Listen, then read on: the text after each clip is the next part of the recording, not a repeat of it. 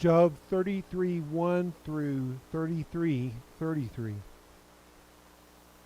I have made a covenant with my eyes. How then could I look at a young woman? For what portion would I have from God above, or what inheritance from the Almighty on high? Doesn't disaster come to the wicked and misfortune to evildoers? Does he not see my ways and number all my steps? If I have walked in falsehood, or my foot has rushed to deceit, let God weigh me with an accurate balance, and he will recognize my integrity. If my step has turned from the way, my heart has followed my eyes, or impurity has stained my hands, if someone else eat what I have sown, and let my crops be uprooted. If my heart has been seduced by my neighbor's wife, or I have lurked at his door, let my own wife grind grain for another man, and let other men sleep with her, for that would be a disgrace. It would be a crime deserving punishment. For it is a fire that consumes down to Abaddon. It would destroy my entire harvest. If I have dismissed the case of my male or female servants when they made a complaint against me, what could I do when God stands up to judge? How should I answer him when he calls me to account? Did not the one who made me in the womb also make them?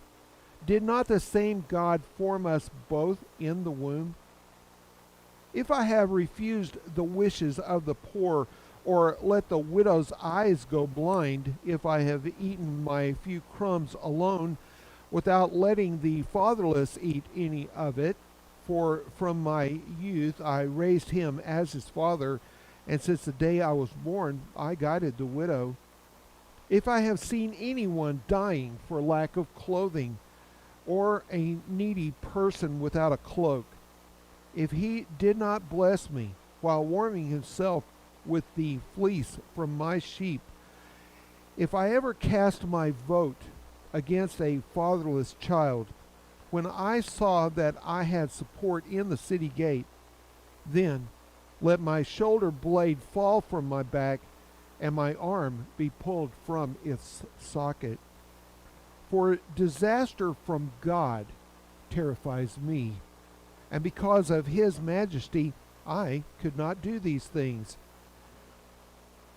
If I placed my confidence in gold, or called fine gold my trust, if I have rejoiced because my wealth is great, or because my own hand has acquired so much, if I have gazed at the sun when it was shining, or at the moon moving in splendor, so that my heart secretly enticed, or was secretly enticed, and I threw them a kiss, this would also be a crime deserving punishment, for I would have denied God above. Have I rejoiced over my enemy's distress, or become excited when trouble came his way? I have not allowed my mouth to sin by asking for his life with a curse. Haven't the members of my household said, "Who is there who has not had enough to eat at Job's table?" No stranger had to spend the night on the street, for I opened my door to the traveler. Have I covered my transgressions as others do, by hiding my guilt in my heart? Because I greatly feared the crowds, and the contempt of the clans terrified me. So I grew silent and would not go outside. If only I had someone to hear my case. Here is my signature. Let the Almighty answer me. Let my opponent compose his indictment. I would surely carry it on my shoulder and wear it like a crown. I would give him an account of all my steps. I would approach him like a prince. If my land cries out against me, and its furrows join in weeping, if I have consumed its produce without payment or shown contempt for its tenants, then let thorns grow instead of wheat, and stinkweed instead of barley. The words of Job are concluded. So these three men quit answering Job because he was righteous in his own eyes. Then Elihu, son of Barachel the Buzite, from the family of Ram, became angry. He was angry at Job because he had justified himself rather than God. He was also angry at Job's three friends because they had failed to refute him and yet had condemned him. Now Elihu had waited to speak to Job because they were all older than he. But when he saw that the three men could not answer Job, he became angry. So Elihu, son of Barachel the Buzite, replied, I am young in years, while you are old. Therefore I was timid and afraid to tell you what I know. I thought that age should speak and maturity should teach wisdom. But it is a spirit in man and the breath of the Almighty that gives him understanding. It is not only the old who are wise, or the elderly who understand how to judge. Therefore I say, listen to me, I too will declare what I know. Look, I waited for your conclusions. I listened to your insights as you sought for words. I paid close attention to you, yet no one proved Job wrong. No one of you refuted his arguments. So do not claim we have found wisdom. Let God deal with him, not man. But Job has not directed his argument to me, and I will not respond to him with your arguments. Job's friends are dismayed and can no longer answer. Words have left them. Should I continue to wait now that they are silent, now that they stand there and no longer answer? I too will answer. Yes, I will tell what I know, for I am full of words, and my spirit compels me to speak. My heart is like unvented wine. It is about to burst like new wineskins. I must speak so that I can find relief. I must open my lips and respond. I will be partial to no one, and I will not give anyone an undeserved title. For I do not know how to give such titles. Otherwise, my Maker would remove me in an instant. But now, Job, pay attention to my speech and listen to all my words. I am going to open my mouth. My tongue will form words on my palate. My words come from my upright heart, and my lips speak what they know with sincerity. The Spirit of God has made me, and the breath of the Almighty gives me life. Refute me if you can. Prepare your case against me. Take your stand. I am just like you before God. I was also pinched off from a piece of clay. Fear of me should not terrify you. The pressure I exert against you will be light. Surely you have spoken in my hearing, and I have heard these very words.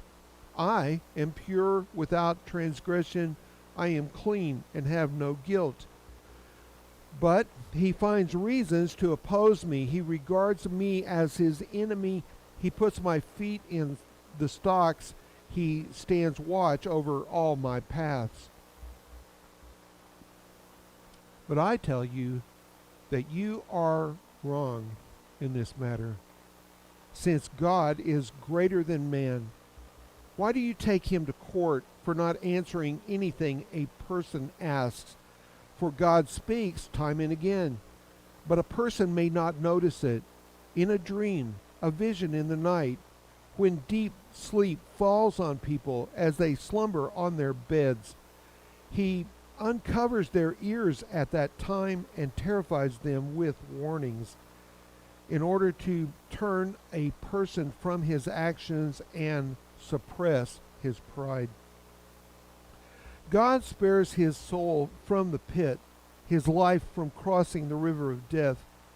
A person may be disciplined on his bed with pain and constant distress in his bones, so that he detests bread and his soul despises his favorite food.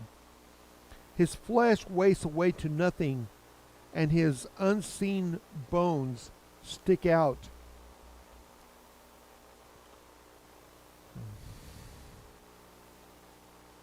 He draws near the pit, his life to the executioners.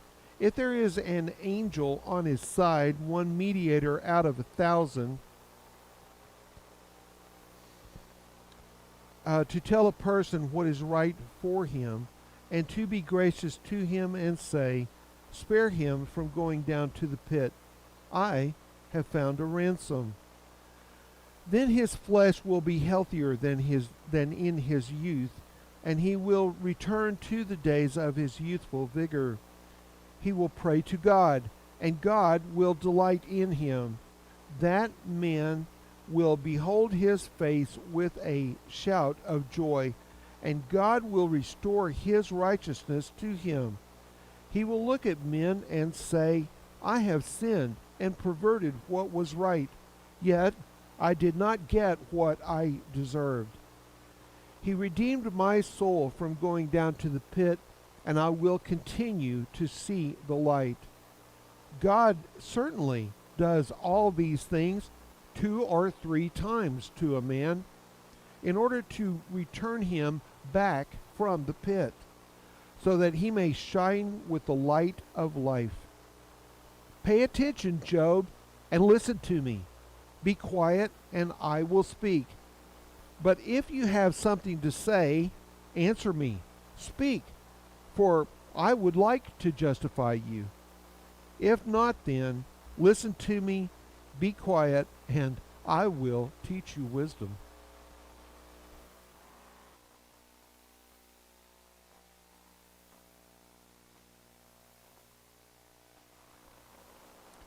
Second Corinthians chapter 3. Are we beginning to commend ourselves again? Or, like some, do we need letters of recommendation to you or from you? You yourselves are our letters, written on our hearts, recognized and read by everyone.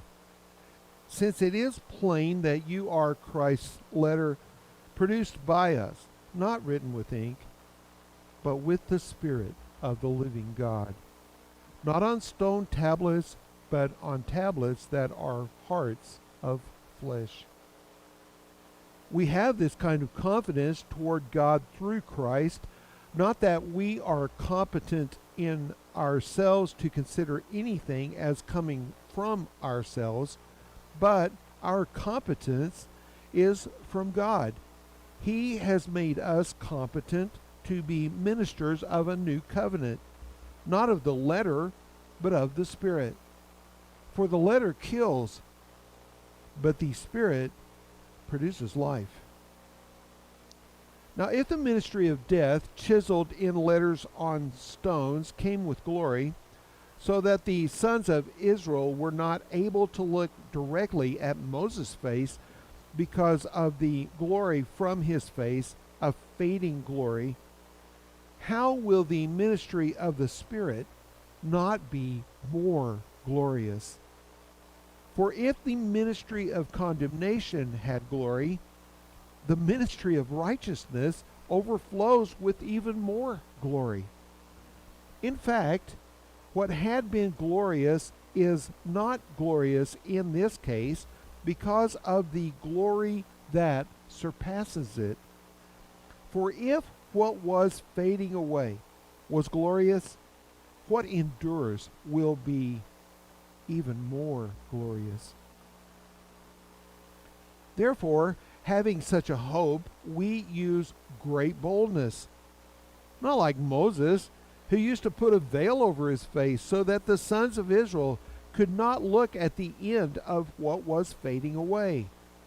But their minds were closed. For to this day, at the reading of the Old Covenant, the same veil remains. It is not lifted because it is set aside only in Christ. However, to this day, whenever Moses is read, a veil lies over their hearts. But whenever a person turns to the Lord, the veil is removed. Now the Lord is the Spirit, and where the Spirit of the Lord is, there is freedom. We all, with unveiled faces, are reflecting the glory of the Lord and are being transformed into the same image from glory to glory. This is from the Lord, who is the Spirit.